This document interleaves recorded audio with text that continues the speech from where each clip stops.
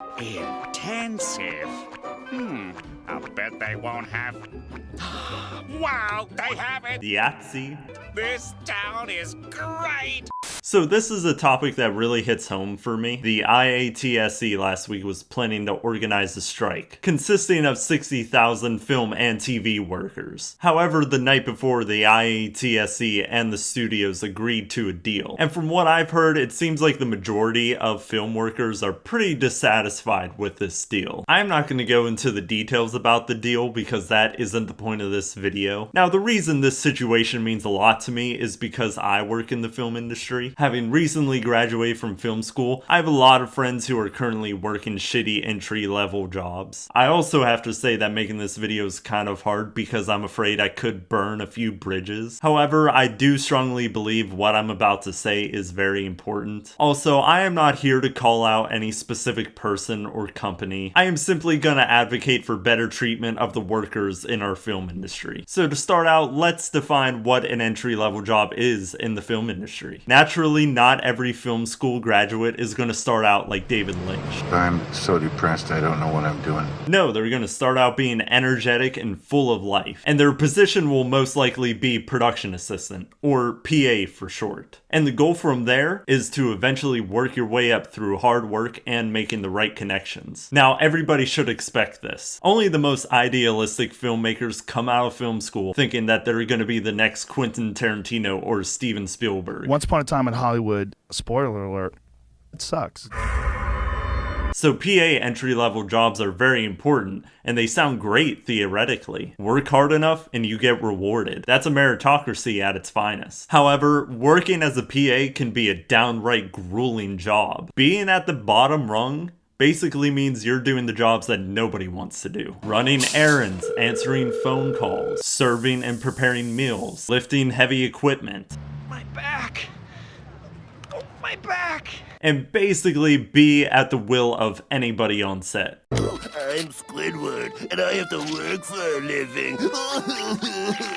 Listen, most of these duties are to be expected starting out. Of course you're not going to be a camera operator right out of school, and somebody has to do the dirty work, but a lot of times PAs and interns are taken advantage of. As a PA, you will most likely work 10 to 12 hours a day, if you're lucky. I know people that routinely work 16-hour days. Working weekends is also extremely common. I had another friend who only had one day off during the weekend of 4th of July. The pay is also downright awful, with minimum wage being the standard, which in Pennsylvania is only $7.25. And that's if you're lucky. Sometimes entry-level jobs don't even get payment. Just being able to be on set is seen as payment enough, which is all well and good if you're willing to live in a box. Spare change. Spare change, ma'am. Or with your parents. This is the biggest problem here. You have to either live off what you have in the bank, which doesn't last forever, or you either have to depend on somebody else to make your payments. So long story short, you have to have money to get started in the film industry. It is an industry that does not welcome lower class people. Now, on a different subject, can we talk about the abuse that oftentimes happens to PAs? It is commonplace for PAs to be regularly yelled at, sometimes for things that weren't even their fault. Another thing you're going to be doing a lot of is getting yelled at. You are the bottom rung, the lowest of the low, and you probably don't even know your ass from your elbow. There's also a lot of people like you, so if you get mad and quit, someone else can easily take your place. What will get noticed is hard work, a willingness to learn, and a big, constant, shit-eating grin. That is actual advice given to PAs. This is also a tip on how to be a good PA on a film website. Don't ever sit down. No problems there. A lot of times PAs don't even get any food. Sure, there are lunch breaks provided by craft services, but PAs are always the last to eat. And a lot of times they don't have time to eat because they're too busy. The higher ups at the studios eat first, and sometimes the food trickles down to the workers. Now, there are so many stories about the horrible conditions lower film job workers have to suffer through. I suggest following and reading through the IA Stories Instagram page. My favorite is this one. My water broke 3 weeks early, and we had to rush to the hospital. Our baby was born at 6:30 a.m. and had to be in the ICU for 5 more days. My husband had to leave us to be at a production meeting or risk losing his job. Nobody cared or asked, and my husband had zero sleep the night before. This was so tough on us and our brand new family. No family should worry about losing their job because they had a baby. I'm still so angry about what was taken from us. Man, what a great bedtime story for this kid. That's right, son, I wasn't there for your birth because daddy sold his soul to the film overlords. Now, to demonstrate my point even further, I'm going to watch this video from Film Courage called Big Reason Many People Will Never Have a Career in the Film Industry, where they interview Shane Stanley, a producer and director in the film industry. Now, I want to preface this by saying I'm not trying to dunk on Shane. He seems like a really nice guy, and this isn't supposed to be a personal attack on him or anything. I am simply using this video to point out the mindset of many Hollywood producers and why I think it's problematic. You know, I have a friend whose father won 2 Oscars and his mother has 9 Emmys. You want to talk about nepotism? And when he got his act together like I did, he said, hey, I want to work in this business. I want to be an editor. Mom picked up the phone, made a phone call. Okay, he'll be there tomorrow, 2 o'clock, perfect, thank you, click. You got a job, you're sweeping floors at Color Deluxe, you're getting paid nothing, pack a lunch, dear. Listen, I don't have a problem with this, but not everybody has a father with 2 Oscars and a mother with 9 Emmys. His friend can absolutely commit to 2 years of no pay because his parents will take care of him. Not everybody will have parents that can understand that or be willing to do that. Not to mention they already have a huge advantage if they live in LA. I live in Pennsylvania.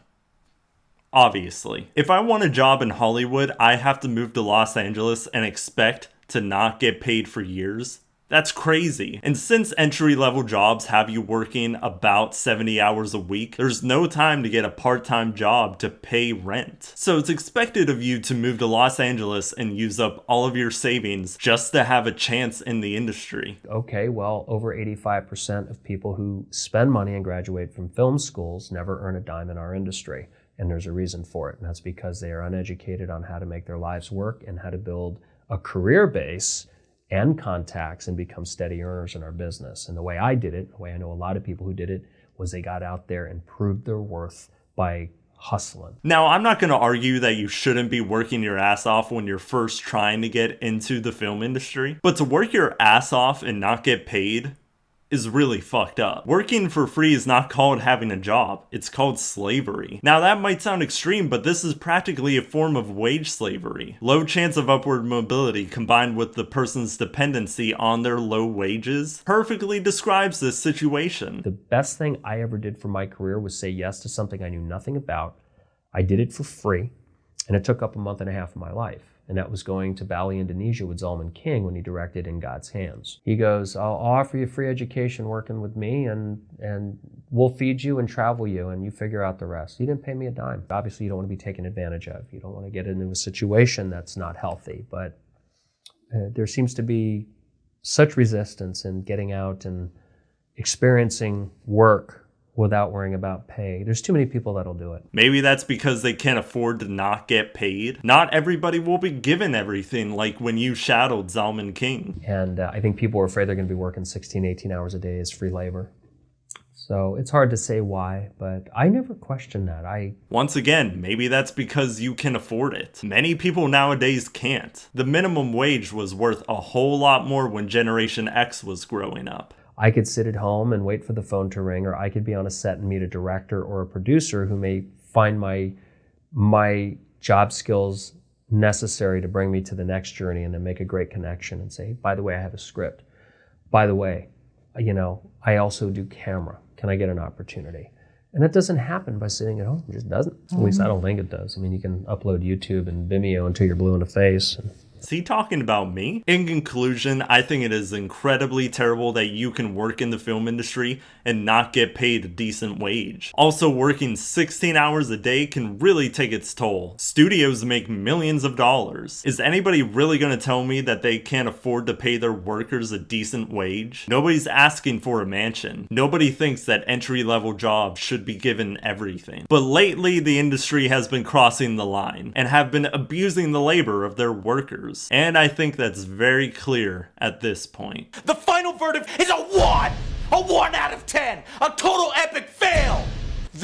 There's your f***ing review. Now get the f*** out of here. We'll dismantle oppression.